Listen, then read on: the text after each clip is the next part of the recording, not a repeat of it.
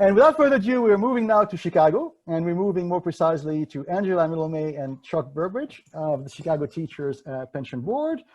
We're delighted to have you today. I think you may have heard from the previous speakers that we're all here in the room, in the online room, are very much in favor of education and pensions. So of course, teachers' pensions, you tick, both boxes, which is really beautiful. And without further ado, I'm aware of time, so I'll start my question, and I address my first question perhaps to Angela about your personal journey, because you are an alumna of DePaul. Chicago is famous, I guess, for the Chicago School, Chicago University School of Economics, which has that, brand image of very ultra-liberal, sort of, right-wing capitalism. But in Chicago, there isn't only the Chicago School, there's also DePaul University, and Angela is as an alumna of DePaul University, which has very deep roots in the community in Chicago, and that school was founded in the 19th century by French and Irish intellectuals, disciples of a French philosopher called Vincent de Paul, hence the name in American English, De Paul or Dupol. And the motto of Vincent de Paul, that French philosopher, was bringing wealth and education to the needy. So really it was a very ESG-oriented philosophy very early on, and you're a graduate of DePaul University. So would you say that, is there something in your cultural upbringing at DePaul University in Chicago, or in the, more broadly in the social teachings of the Chicago church or the Black church, that really put you on a journey, made you closer to the, the social and environmental aspects of finance, Angela? Oh, well, first, thank you. Thank you for having me and inviting me. I'm glad to be here. I would say, attending and graduating from DePaul University was a great educational experience, but I think ESG and the topic of ESG was, really a part of my upbringing long before, I attended DePaul University or even Northwestern University. Attending DePaul really aligned with my upbringing and background, having been a first-generation college graduate from an underrepresented group. And I think that was important to DePaul's founders. It certainly served to build on the Jesuit teachings from high school of, really to be a man or a woman for others, to be generous, and really to promote social justice for the greater glory of God. So those teachings, coupled with, my family values, kind of framed my upbringing. ESG has really always been a part of my personal journey. And it was, really just about treating people the way you wanted to be treated, and, being your brother or your sister's keeper. And today we call that ESG, doing good while doing well. But it's the same as, really bringing wealth to and education to the needy, and really being, a man and a woman for others. In particular, the S and the G have been an important part of my career as Chief Investment Officer at Chicago Teachers. And promoting inclusion and diversity in the investment industry is a goal of Chicago Teachers, and it's really at the heart of my job, to mitigate risk and increase returns. And I see it as one of the many strategies that we have of investing, in sustainable investing, and to achieve really better risk-adjusted returns for the fund. So it comes full circle for me. Great. And regarding, the application of that philosophy or culture, tell us more about your current asset allocation. So basically, roughly, right now, how do you allocate broadly in terms of asset classes and geography at the moment? Well, just a little background. Chicago Teachers is a $10.9 billion fund, and we service over 88,000 Chicago public school teachers, active and retired. And right now we're, 47% funded, and we have an actuarial rate of 7%. with long-term 35-year returns of, over 8%. So as a strategic and long-term investor, we really adhere to our asset allocation policy and our investment policy statement, and really our investment pacing studies. So currently we invest across most asset classes.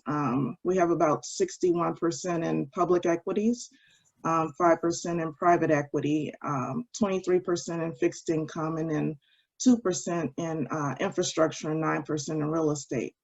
And because of the maturity of our private equity and our real estate portfolios, historically our distributions have outweighed our capital calls. And that has, really had us in the last 2 to 3 years just constantly selecting managers or either allocating to existing managers in private equity and real estate to really achieve and maintain those targets.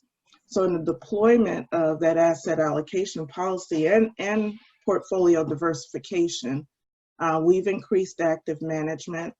And lastly, we are a global investor. We invest across North America, Asia, Europe, and emerging markets.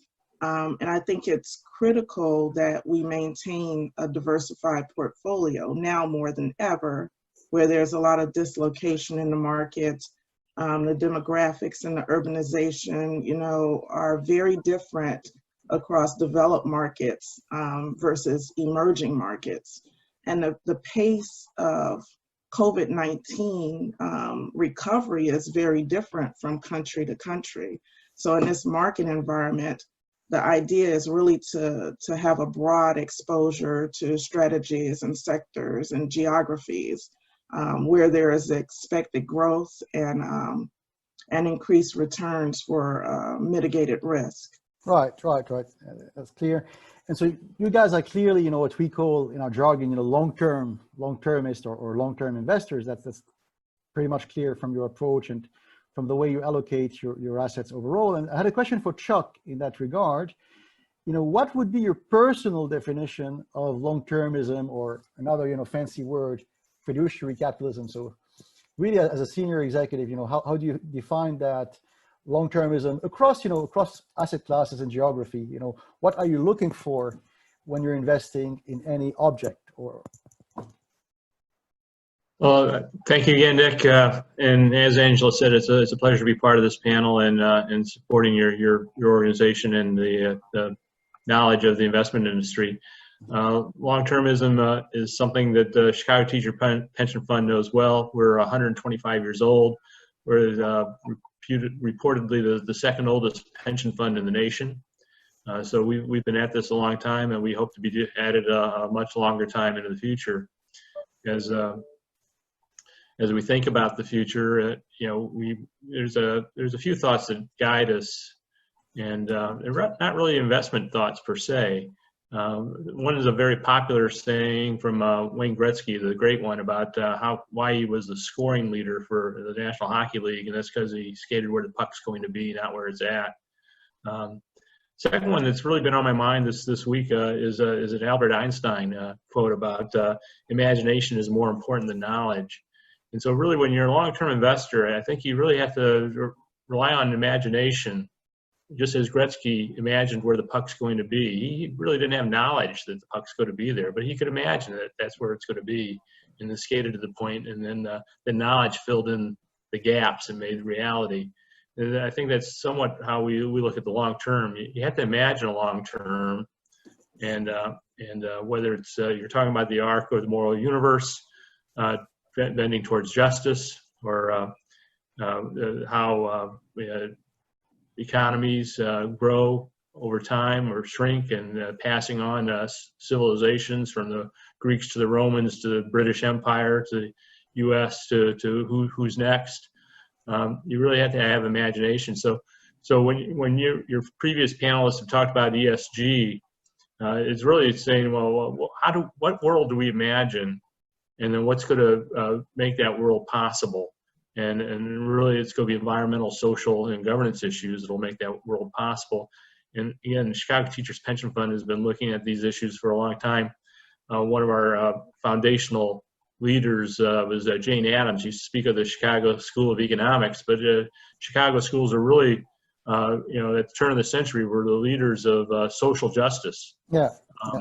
And so this imagination leads us into, as Angela's described, our asset allocation, a tilt toward active investing, a tilt toward private markets, and it's really led us into one of the first pension funds to invest in Africa private equity as an investment group.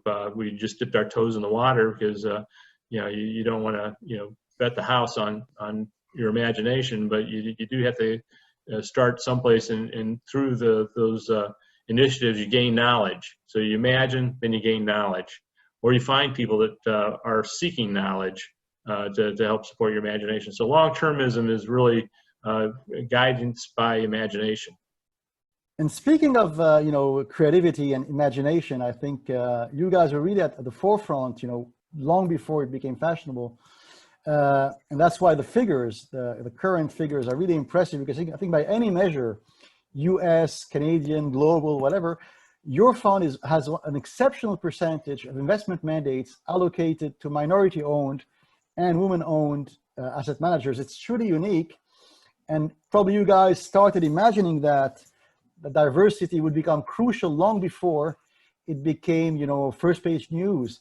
So, so tell us more about, about your approach to diversity. Why does it matter? Why does it yield better results?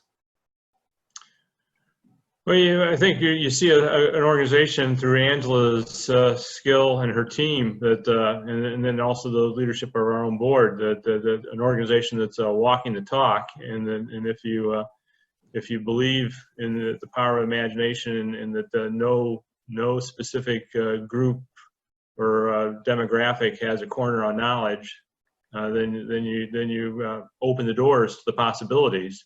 Right now, I believe our percentage of assets managed by women minorities is around 46%.